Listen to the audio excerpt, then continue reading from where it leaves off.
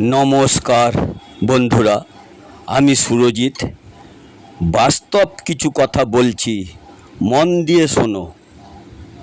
বন্ধুরা, একটা কথা মনে রেখো, যে মানুষটা তোমাকে খুবই ভালোবাসে, বিশেষত পাগলের মতন ভালোবাসে, তাকে কোনো অবস্থায় ছেড়ে দিও না। সে সব সহ্য করতে পারবে, কিন্তু তোমার দেওয়া আঘাত কিছুতেই সহ্য করতে পারবে না।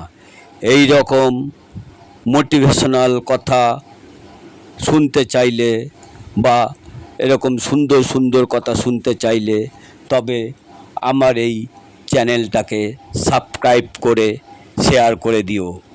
সাবস্ক্রাইব করতে বন্ধুরা পয়সা লাগে না, তাই সাবস্ক্রাইব করে শেয়ার করে আমার পাশে থেকো তোমরা।